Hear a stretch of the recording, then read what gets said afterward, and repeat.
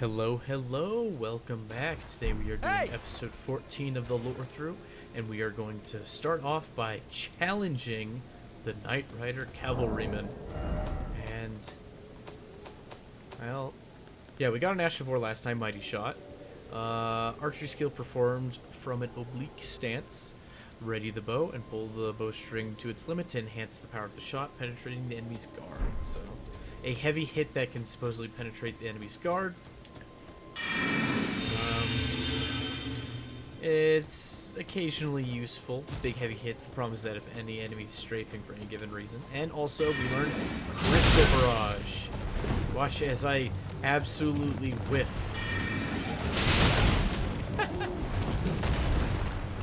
Doesn't seem to hit very hard. Maybe it keeps getting interrupted a little too early.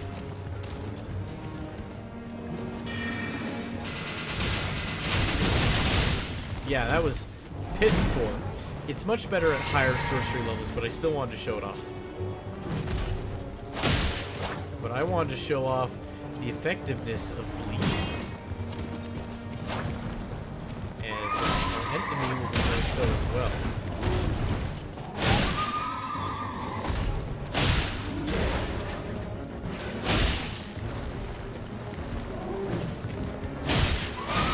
And this is probably going to look really boring.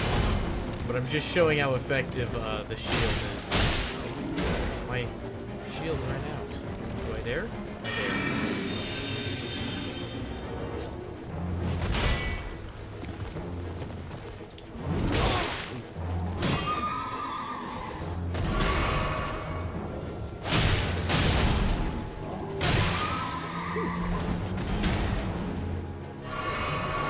There's that theme playing.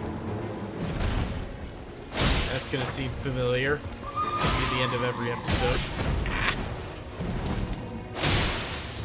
And then we got the bleed off on the horse.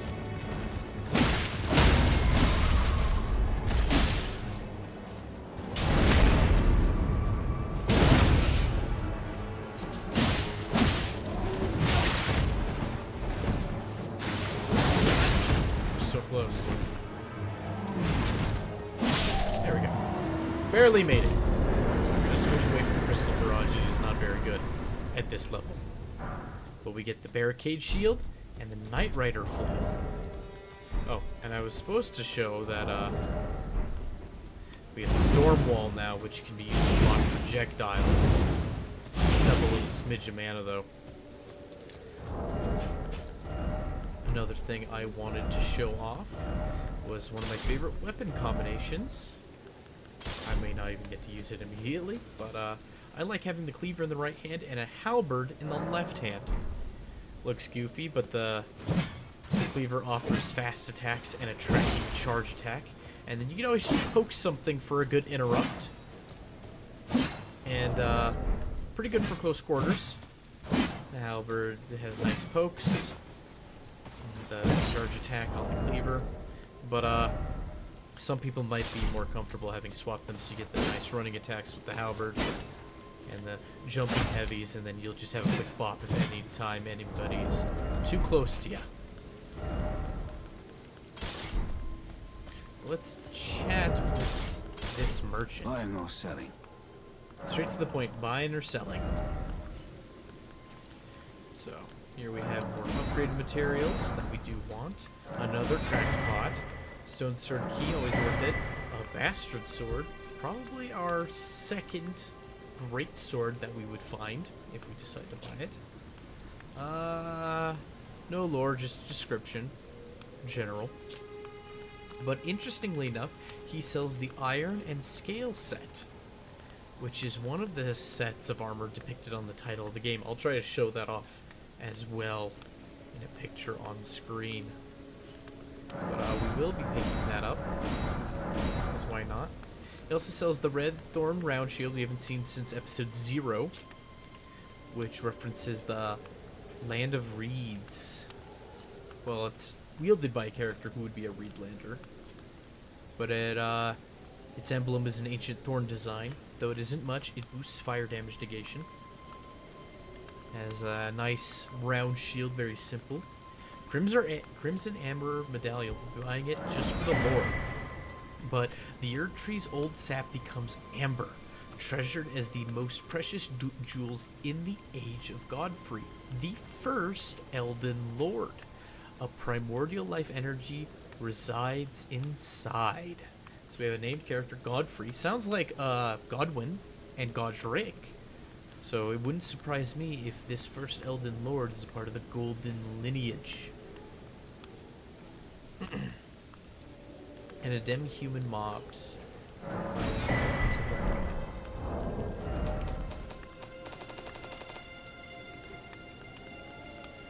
There it is. Slay the demi-human mob's leader first, and the rest will lose hope and panic. So that was something we noticed in the cave, the coastal cave. Definitely. Not finished yet. And yeah, he has nothing else to offer us this time. Don't want to make those. I do want, however, to make these. So we're going to be going on a little bit of a mission. Yeah. So come down here. We see another obelisk with a map. And then there's a figure in the distance drawing a bow.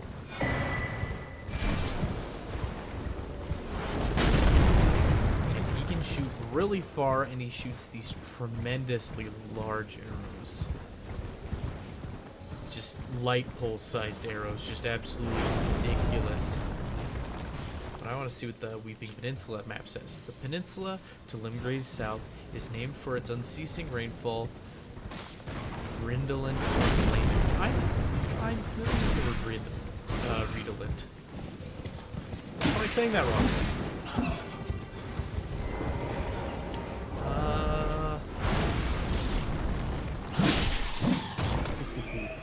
Thing.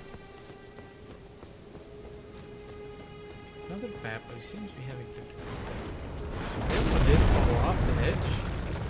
I mean, that's fine by me.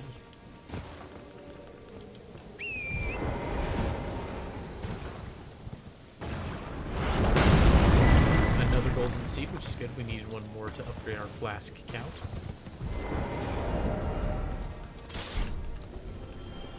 And here we see another death bird. And I killed the other one way too fast. I apologize, but I'm going to try to get a good look at this one. So we look at his... Probably need to pause it, but in his chest cavity where it's open, there's a body hanging out in there. Very, morbid. It's macabre. But, interesting. I'd give him a moment to show off his design, but he's got this caved-in bird sword. He's wiping the floor with it. Never liked the moveset of these boys. I want to get another look at that chest cavern if it'll let me. Probably won't let me. Nice thing is that you'll have an opportunity to pause it. Maybe I'll try to get a photo of it. It just does so much damage.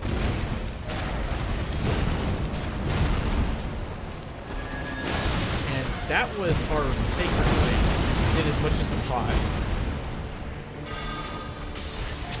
Just kind of laughable.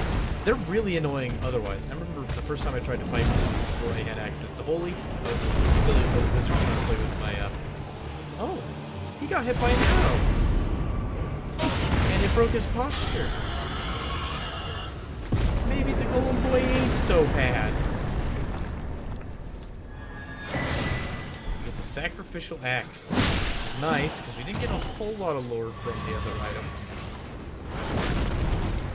That we got from the last effort, the talisman that increases our defenses when we're at low health.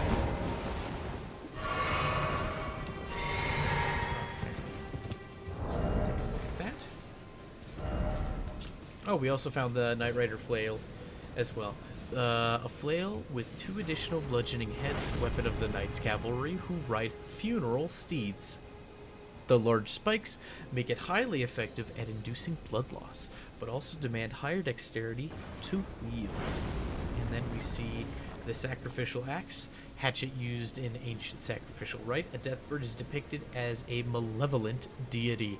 The power of the rite yet lingers. A small amount of focus points are restored upon slaying a foe. So you can take a closer look at this. But yeah, it looks like a bird's mouth is opening for the crescent of the blade. It looks like it has a little wing, eye, plume. Very, it would have to be a sacrificial axe. Seems like there'd be a lot of extra ornate weight to something like this. Very short, and it has the bad axe attack pattern. Hatchet gang, rise up. Hatchet's where it's at. Hatchet makes a great offhand as well. It's quick, it's got sweeping motions. Hatchet's way better. Or hand axe. I'd probably call it a hatchet by accident far more than I'd like to. Yeah. So now we're gonna go find our second incantation. Which we won't be able to wield for a little bit. I'll have to do some preparation and probably grinding off screen to get to a suitable level. That's a lot of levels for something I don't plan to use a whole lot of, but this character will likely become over-leveled for the sake of playthrough.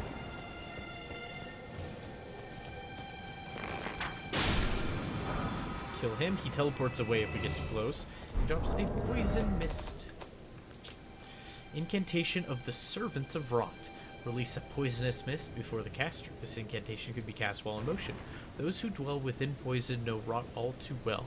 The death that begets life, that comes to all equally. That is to say, it is the cycle of rebirth put into practice. A very benevolent view of things rotting and deteriorating, it seems. Makes me wonder a little bit more about who the narrator possibly is for these item descriptions. He seems biased towards each and every item. Well, not all of them, I should say. He does not seem to like blunt-heavy weapons, usually referring to how it takes just sheer strength and no wit to wield. You have a little poison swamp here. Torrent running through poison does not inflict poison on the user of Torrent, or the writer, I should say. And for some reason, there are all these bodies tied to these. And they are miserable at nighttime, calling out pain. Which, if the cycle of life and death is busted here, and people don't have an appetite for food or sex or anything like that, then perhaps they don't just die by being tied up. But I wanted to show off what Barrage looked like on the bow. Let you shoot quickly for low damage. But if you're trying to inflict status, fun. You got jump arrows, so you definitely have options available to you.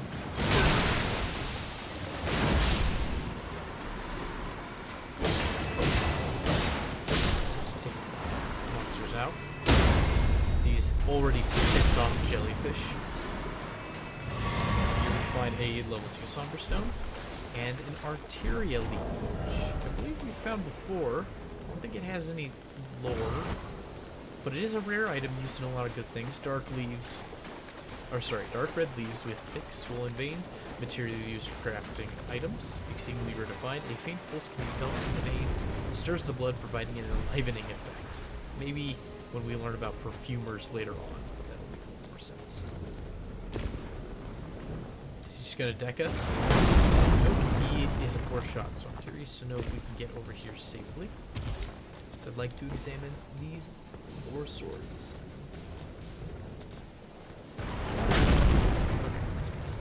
Just take a look at this. The Siege of Castle Morn, a lone hero fights for his vengeance only to fall at the hand of Lord Godfrey. Okay. So Lord Godfrey, who we just learned about for being the first Elden Lord, came to Castle Morn and dealt with some enemies in the in the royal capital. That's really good now. And I should have showed it off, but I should probably just take care of this guy. I'm curious. It's a horrible idea. But we're gonna show it off because I believe it's just physical damage.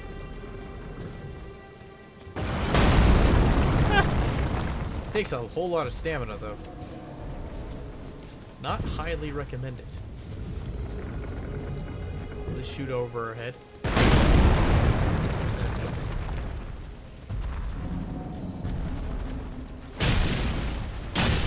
Hitting him with the staff.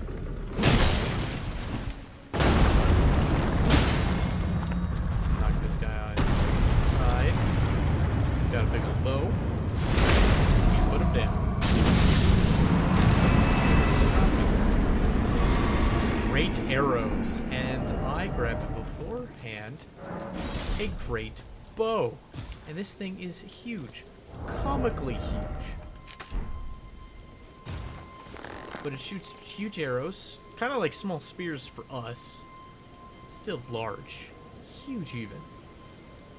And I never really noticed, and I should have looking at it before, but it looks like the cable is wrapped all the way around.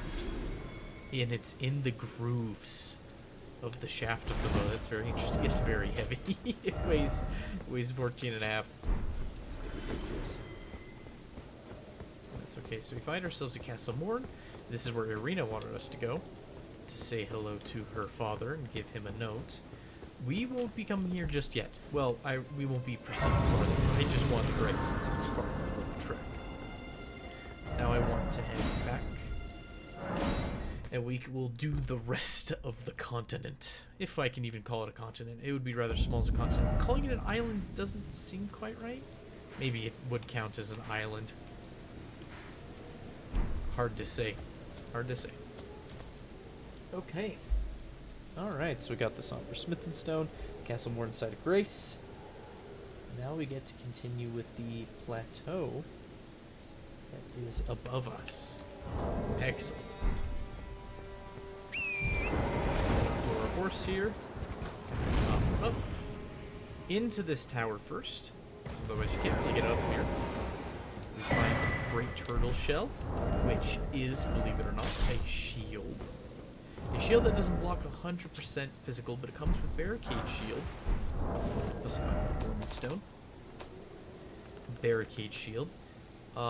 Made famous by Sir Needhart. Focus your energy into the shield, temporarily hardening it to deflect greater blows. I don't think Sir Neidhart? I don't know how it's said. I don't think he's referenced ever again across any item descriptions or character dialogue, so it seems like a little funny detail they bother to leave in there. Yeah, I want to show off the cleaver and halberd combo. Here we have a tower. A tower with a magic barrier in front of it. And what do you know?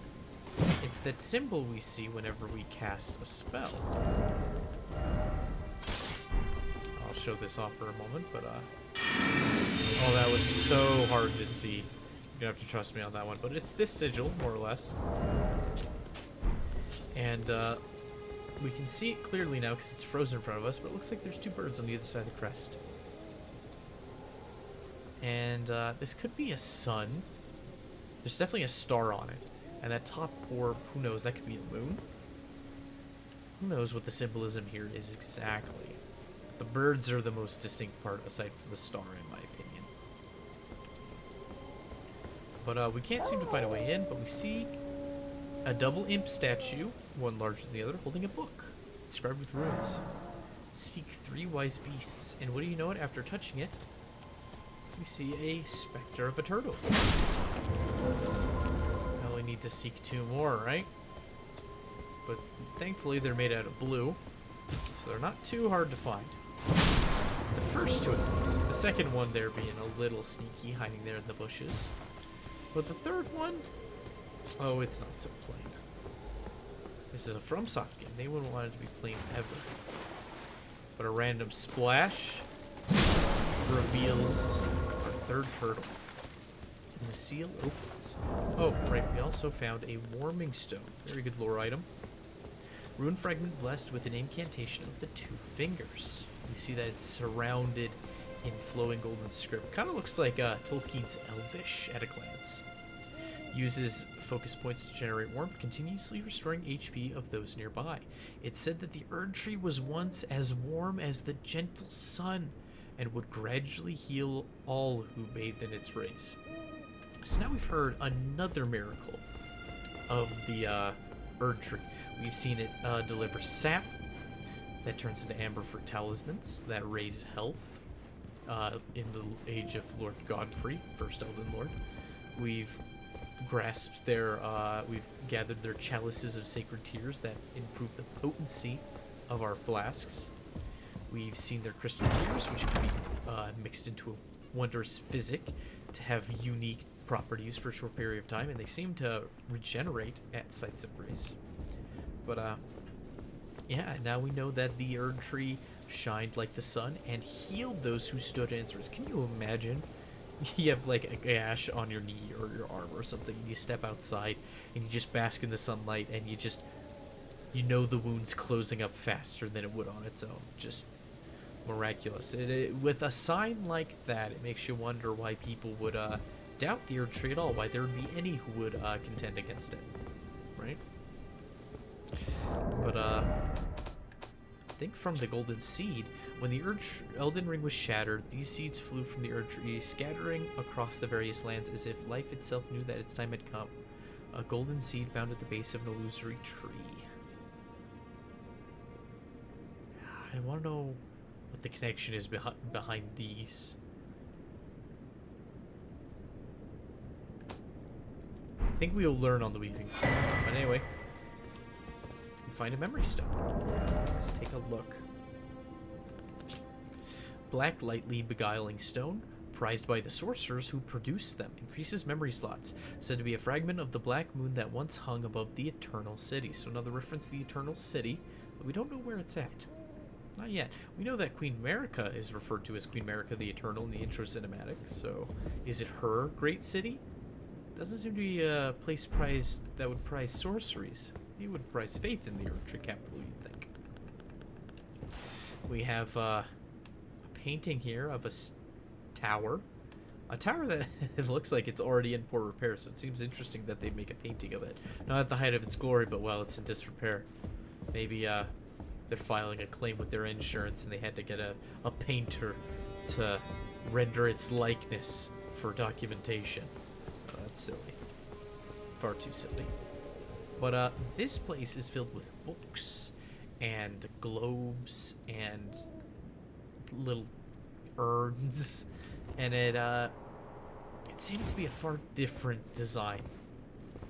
It seems like astronomers' instruments of some kind. Not quite a globe, maybe. But we haven't seen a structure quite like this. The stonework is very neat. Not perfectly smooth, but very neat. It's of a dark color.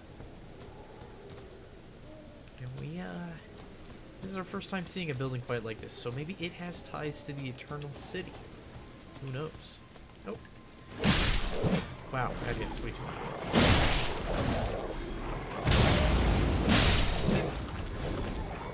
But the hatchet halberd combo offers it all. Quick, heavy hits, because the Iron Cleaver is a fantastic weapon. And the halberd offers you a long-range pokes when you need a little bit more range and perhaps some stumble. I like to put Storm Stomp on it, usually to cover enemies who might be rolling past you, because short range plus directional poke, you don't really have a longer range sweep attack necessarily. I guess you have the jump. No, like this you don't have the access to the halberds jump heavy sweeps, so the Storm Stomp works to cover that weakness of somebody rolling by you. Because if they roll by you, you can usually get a free poke with the halberd. And then you can actually follow them with a heavy oftentimes. If they panic roll, it'll just work.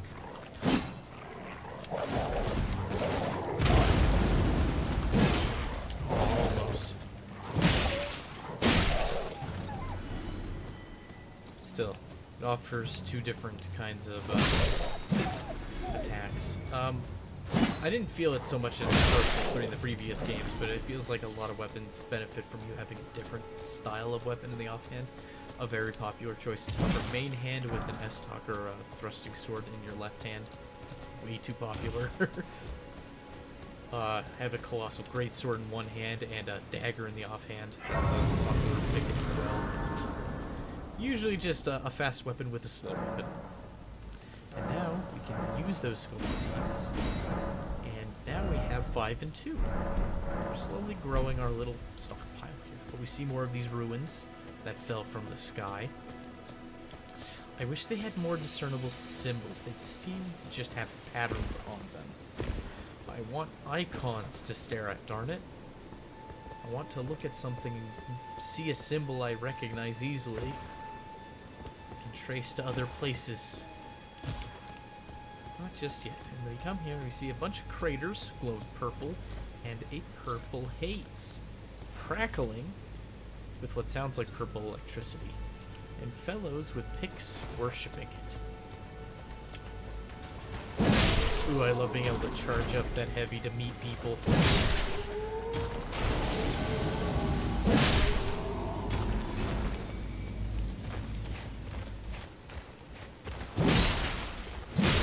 Is he stuck?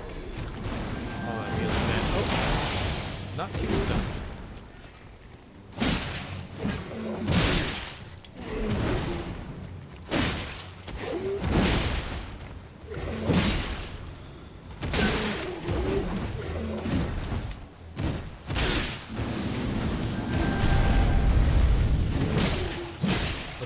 So darn, I keep calling it a hatchet.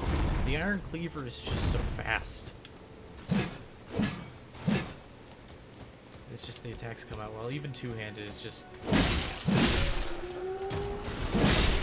That was the heavy. That wasn't a running heavy. Running heavy looks like this. And running light attack looks like this. This is the neutral heavy. No directional input required. It's far too good. I really like it. It catches people off guard. It's not a hugely popular weapon. We can work our way up here. Here we see the statue of the one who guides people to the catacombs. The gatekeeper. Guide and gatekeeper. Don't know his name just yet. We will eventually. He's pointing us to somewhere in the ground. So likely beyond the cliff over here. Another fellow. No, I should probably pay attention, but it seems like these chair dudes are facing the Erd tree almost every time. I should probably try to note where they're looking every time. I just figured they'd be chilling somewhere, and it's just a neat way to leave an item behind. Didn't seem like much lore attached to it, but they might always be looking towards the Erd tree. Hard to say.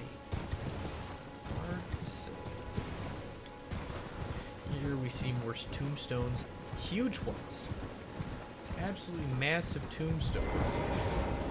You know what? Maybe the Crystal Barrage does have one use. This early on, it's for killing skeetos. Yeah, that's what it was meant for all along. It's your fly swatter. Your big brain fly swatter. What a horrible idea. Maybe it's okay for little groups. I didn't even finish that one off. Oh, that's miserable. It's so sad. Alright, but we have a cave over here. And not enough time to do the dungeon in this episode, but I thank you for joining me today. We're starting to get more pieces of the world. I feel like I say that every episode.